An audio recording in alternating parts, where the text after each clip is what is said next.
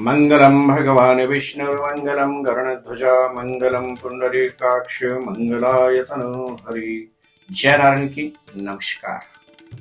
आप देख रहे हैं सुदेव, मैं हूं एडी शास्त्री। स्नेह दर्शकों, प्रत्येक मास के शुक्ल पक्ष के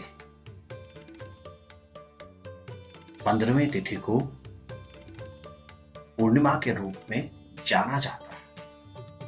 पूर्णिमा अर्थात जिस दिन चंद्रमा अपने 16 कलाओं से निपुण होता है। पूर्णिमा वह तिथि होती है जिन जातकों के पत्रिका में चंद्रमा क्षीण हो, चंद्रमा प्रतिकूल राशि में बैठा हो, चंद्रमा राहु केतु या बुध से पीड़ित हो, तो उनके लिए भी पूर्णिमा तिथि बहुत महत्वपूर्ण होती है।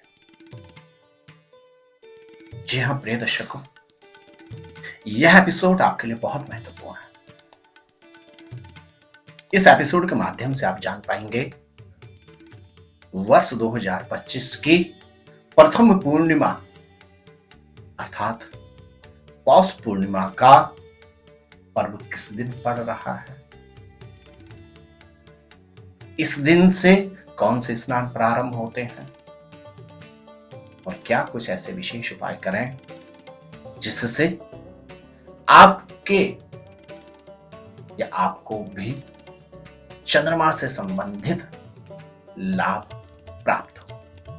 जी हां प्रिय दर्शकों, यदि पंचांग की हम बात करें, पौष पूर्णिमा की तिथि प्रारंभ होगी सोमवार 13 जनवरी को प्रातः कालीन 5:03 से और पूर्णिमा तिथि समाप्त होगी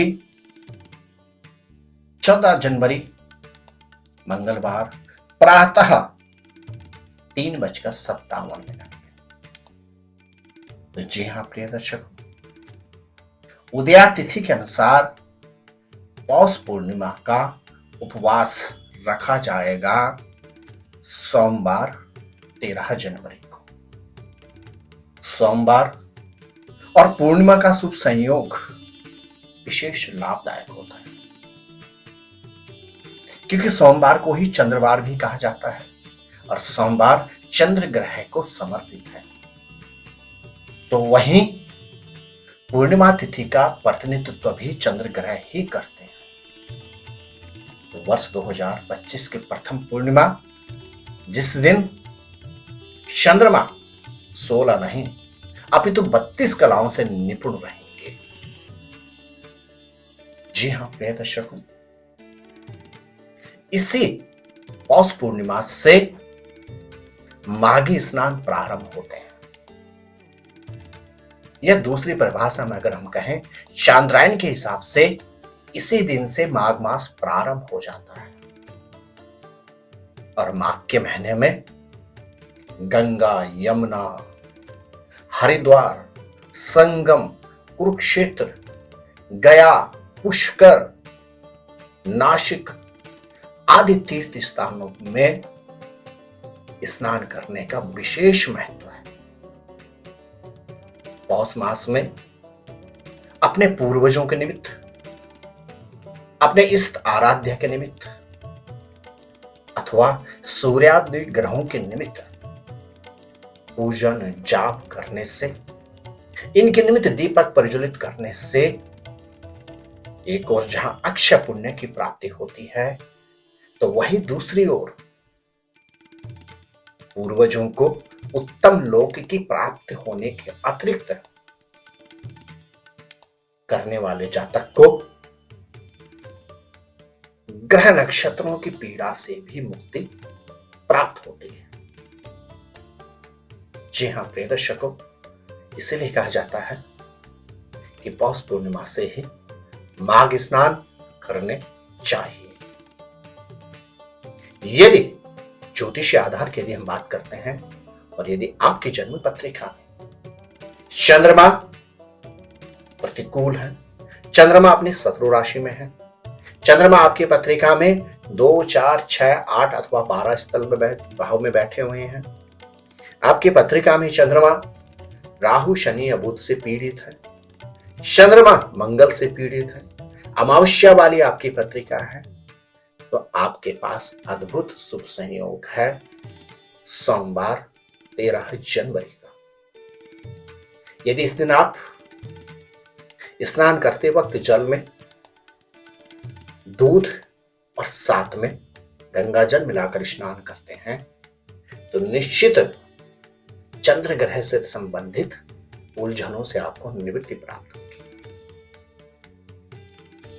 यदि आपका मन बड़ा अस्थिर रहता है, छोटी छोटी बातों से आप परेशान हो जाते हैं, छोटी छोटी समस्याएं आपको विचलित करते हैं, तो आप सोमवार 13 जनवरी के दिन चावल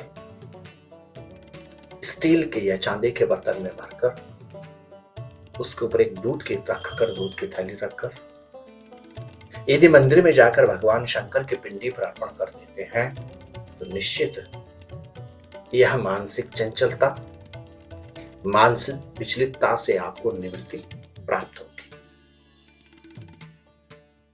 यदि आपकी पत्रिका में चंद्रमा प्रतिकूल है और मां का स्वास्थ्य खराब रहता है या माता की और आपके वैचारिक बहुत ज्यादा मतभेद रहते हैं, तो आपने क्या करना है,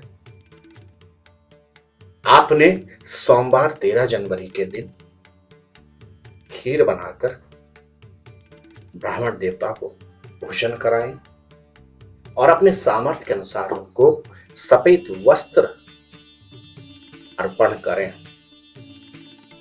निश्चित वैचारिक मतभेदों से संबंधित, मातृ कष्ट से संबंधित उलझनों से आपको निवृत्ति प्राप्त होगी।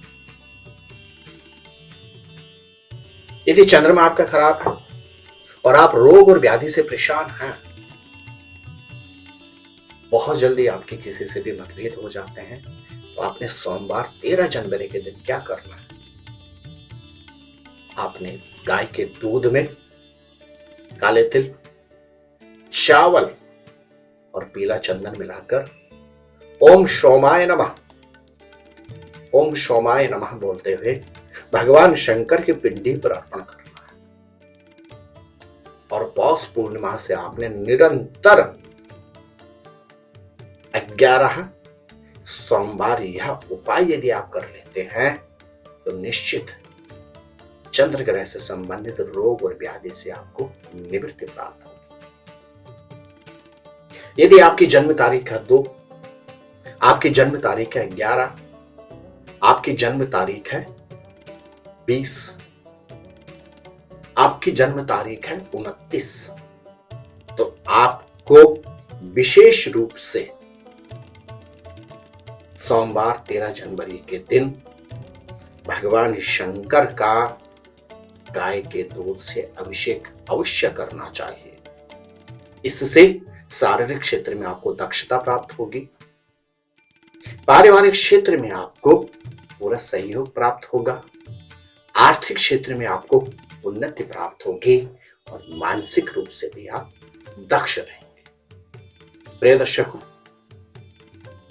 पौष पूर्णिमा से ही माघ स्नान प्रारंभ हो जाते हैं और यहां से निरंतर माघी पूर्णिमा तक प्रयास करना चाहिए, पवित्र स्थलों पर जाकर स्नान करना चाहिए। और वैसे भी वर्ष 2025 में संगम के तट पर प्रयागराज के धरा पर 144 वर्षों के बाद पूर्ण महाकुंभ लग रहा है। यह सनातनियों का सबसे बड़ा पर्व है। प्रयास करें माघ मास में संगम के तट पर जाकर अवश्य ही आप गंगा जी में स्नान करें। आप सभी दर्शकों को माघ पूर्णिमा की अनंत मंगल शुभकामना। जय नारायण की नमस्कार, जय माता दी। ज्योतिर्विद डीडी शास्त्री जी से ज्योतिष, अंक ज्योतिष, हस्तरेखा, वैदिक पद्धति से यज्ञ अनुष्ठान, राशि रत्न, रुद्राक्ष कवच तथा वास्तु निरीक्षण हेतु संपर्क करें। संपर्क हेतु हमारे फोन नंबर हैं 9816 9818827053 9818827053। हमारी वेबसाइट है www.vedicjyotish.com। परामर्श शुल्क प्रदान कर संपर्क हेतु समय सुबह 10 बजे से शाम 6 बजे तक। हमारे संस्थान में योग्य विप्रों के द्वारा समस्त वैदिक कर्म जैसे पूजा पाठ, यज्ञ, जप, हवन, जन्मदिन पूजन, नवग्रह शांति, ग्रह कलेश, काल सर्पदोष निवारण पूजन, व्यापार वृद्धि पूजन, विवाह संस्कार, भूमि पूजन, गृह प्रवेश, शिवार्चन, महामृत्युंजय जाप, बगलामुखी जाप आदि समस्त वैदिक कर्म सुसंपन्न किए जाते हैं। संपर्क हेतु हमारे फोन नंबर हैं 9810627053, 9818827053। परामर्श शुल्क प्रदान कर संपर्क हेतु समय सुबह 10 बजे से शाम 6 बजे तक। हमारी आने वाली वीडियो को सबसे पहले देखने के लिए अष्टोदेव यूट्यूब चैनल को अभी सब्सक्राइब करें। आगे शेयर अवश्य करें ताकि और लोगों को भी वीडियो का लाभ मिल सके। धन्यवाद।